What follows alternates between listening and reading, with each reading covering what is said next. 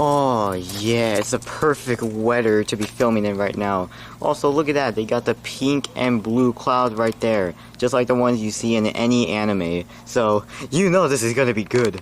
Hey wait, I actually got an idea, come on, let's go. Okay, perfect angle and insert anime name.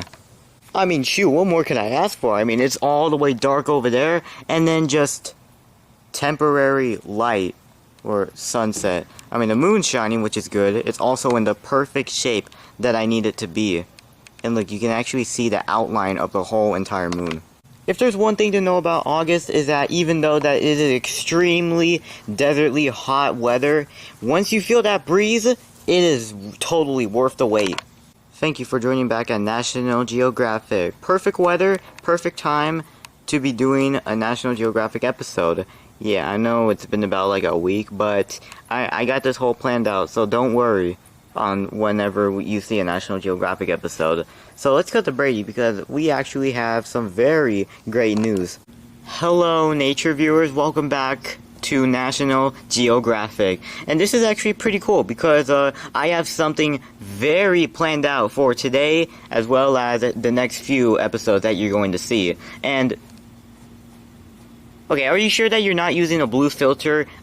No, I'm not using a blue filter. I don't know what's wrong with the lens. Yeah, I know, you are using a blue filter on the lens. No, I'm not. It's nighttime right now. Okay, I better not see freaking Smurfcat pop up, or else I'm gonna go on a psycho killing spree. Anyways, we have some very great, important, special news to share with you all. So, for starters, I just want to say that our Olympic special of 2024, which is our Season 3 finale, will be happening on August 30th.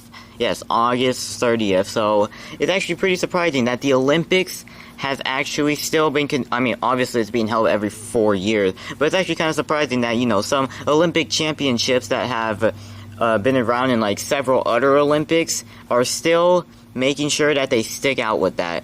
Okay, that literally made no sense. I do want to say that I am very ready for the 1 year anniversary of our YouTube channel. Like, only in probably a month and 15 days will be our first National Geographic video that was uploaded to YouTube 1 year.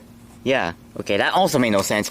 And like I said last episode, since school has started for me once again, I will not be probably posting as, you know, as often as I was last time, probably like, you know, every 3 or 4 days, probably just like every week. I mean, maybe I might keep this going, but that's only because, like, you know, it's the first month. So, like, after the Olympic special, you probably might not see another one for like another 2 weeks. So, you know, just a little quick heads up. I mean, I'm not trying to say that I'm putting out a schedule, because if I say that, then I'm gonna get loose and behind track. So, you know, schedules just aren't my thing.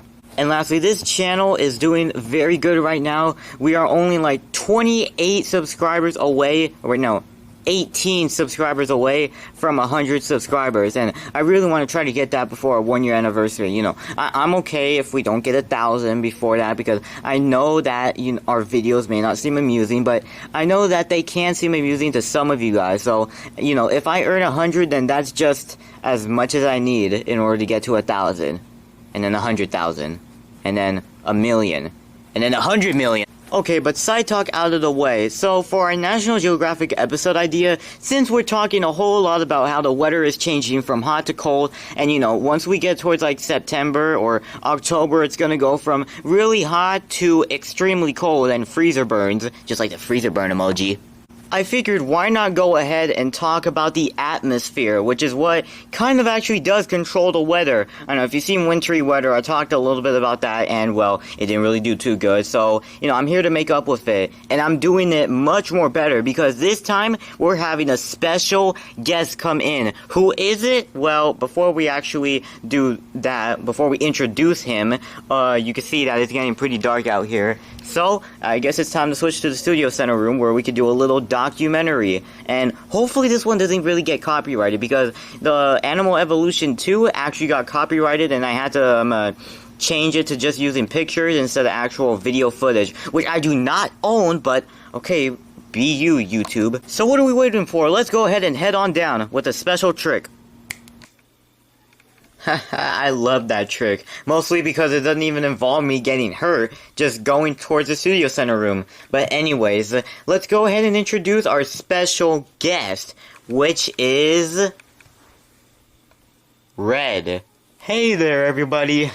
I knew that I was eventually going to appear in here. So, Red, how are you feeling today? Well, I'm feeling very glad to be here because I always felt like I was the one who was left out of National Geographic. You know, Barney, Joseph, Dave, Fred, all of them got a chance. Even Mario got a chance to be in your episodes besides me. Well, I always tell you, do you want to be a special guest? And you always say no. Yeah, but I mean, I was always busy. Well, I mean, you weren't busy during the Easter special. Oh, wait. Wait, no, that was because you didn't like Easter, or whatever. Yeah, but don't worry, it's at least I could finally be in this episode. So, what are we really going to be talking about here? Well, we're going to be talking about the atmosphere, and how it changes throughout the weather, or how it changes the weather, and why we experience it in different times. Yeah, sure thing, I could deal with that. I'm looking at you 8-year-olds. If you really say Among Us, ding ding ding ding ding ding ding, I'm literally about to go on a killing spree. Way much more than he is. Well, I'll probably go for about a minute, but then I'll let you take the wheel because you really do deserve this. Yeah, sure thing, so go ahead, start us off. The atmosphere is what you can find to be one of the most important facts or important parts of making up the Earth itself, as it is a lot of gas that extends out and separates into several layers, which is thousands of miles away from where you're standing right now. And the 5 layers of the Earth's atmosphere include the exosphere, the thermosphere, the mesosphere, the stratosphere, and the troposphere, with the troposphere being the closest and the exosphere being the farthest away, which is kind of closer to the satellite. So that's pretty fun facts to know. And of course, 99% of the Earth's atmosphere includes both nitrogen and oxygen, which you should already know that this is very, very important. As without this, then we would not be able to be living right now. I mean, literally, the atmosphere is the reason why not only we have very good air in the weather, but also why we're not choking to death. Such as this example right here. Now, the hottest layer is actually the inner core, and even though that's not considered one of the actual layers, such as mesosphere, which is the coldest, it is the hottest layer since as we expand and move out more towards the crust of the Earth, then we do start to feel more of that hotness, such as right now, we are moving out towards the crust, which means that we are experiencing much more hotter weathers that are from the atmosphere. However, it does make sense that we are moving a lot more away from the crust since it actually is the thinnest layer. There are all of the other layers in the atmosphere. But what about the other layers? What do all 5 of them really support? Why are they the most important? And what do they really do with the temperature and everything? Well, why don't I go ahead and shift it to Red and he'll talk about that. Now, even though that the crust is technically the thinnest layer of the atmosphere, the exosphere is kind of a little bit more closer since it's so thin that its few molecules or few little bits that are just flying around are so thin that they barely even are able to collide with each other, so there's no point in that. But there is a point in it being composed with both helium and hydrogen, both adding towards our air. And it also is the first layer that helps protect us from meteors, comet rays, and asteroids. So you gotta give props to that because, I mean, shoot, if it wasn't for them, then we probably would have been just like the dinosaurs.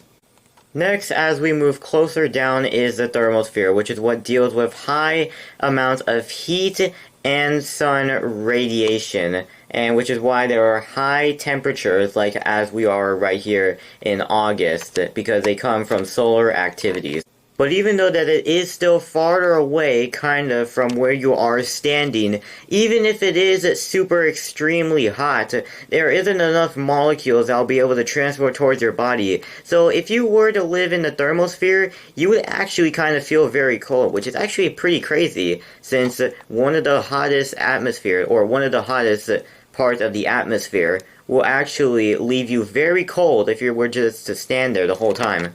Next to come is the mesosphere, which is in the middle. And surprisingly though, meso actually means middle, so it would basically be called the middle sphere, which honestly fits pretty well. However, this is actually the highest layer where all the gases are mixed up into one instead of being separated one by one just from their mass. The only downside of the mesosphere is that if a meteor is hurtling towards us, it'll actually leave a fiery trail, since it will actually start getting heated up more, rather than trying to slow down and not be as much powerful. But we don't really have that much meteors that have been hurtling towards us, so we shouldn't have to worry about that.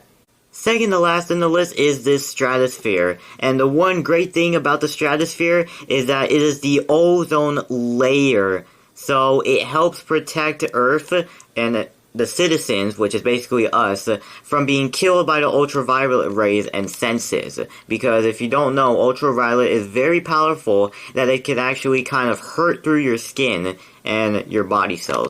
You would also find light, warm air at the top of the stratosphere and heavy, cold air at the bottom. So at least if we're living in the summer and that somehow is happening, then I guess that's good. Although I wouldn't really say the same if this is applying towards winter as well.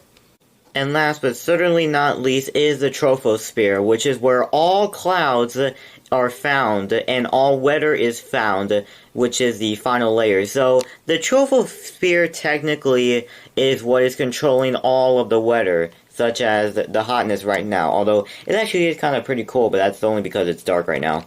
And on top of that is the atmospheric water vapor, which contains nitrogen, oxygen, argon, trace gases, and a little percent chance of water. And there you have it. Those are the 5 different layers of the atmosphere with me and Brady. Honestly, I gotta give the credit to all of you, because you are actually the first special guest that did a documentary with me. Like, you barely even showed your face, or well, you barely even showed yourself. I know, so at least you 8-year-olds didn't have to say those stupid memes, but besides that. But yeah, there you go. That's how weather is controlled by the atmosphere, which is what we live in on Earth. I don't know what the atmosphere is like on all the other planets, but I mean, you've done 1,000 like planet documentaries, so I'm pretty sure if you watch one of his other videos, then you should know. Well, let's start wrapping this up, because once again, look at that, no surprise at all, nobody is here. You thought that maybe after a year of all this work, they would have finally learned and, you know, decided to come here. But no, of course not. They want to leave it all up to me and the cameraman, and I guess you, but I mean, you don't really have to worry about all the work. Yeah. Okay, well, anyways, thank you guys for watching National Geographic, and we hope that you enjoyed this episode and actually learned a little bit of something. We also didn't use any footage at all, so don't come copywriting us. And thanks to Red, our special guest, for helping out a ton. I know. Hey, as long as I got to be in the National Geographic episode, then that's all that matters. I'm very glad if you want to accept me for a special guest. That's great. So besides that, subscribe to National Geographic Official, this channel, so we can make it grow more. Follow our TikTok, because we really appreciate it when we get in new followers. And that's also where most of our shorts come in from. And I really think that we can reach 100 subscribers before our 1-year anniversary of this channel. And also stay tuned for the rest of Season 3 and our Olympic special coming up. And besides that, this is pretty good, a pretty great, 13 minutes, so it's a pretty great time to end this episode. So with that, this is me, Brady, and Red, both signing off. Well, hope to see you guys next time. Bye!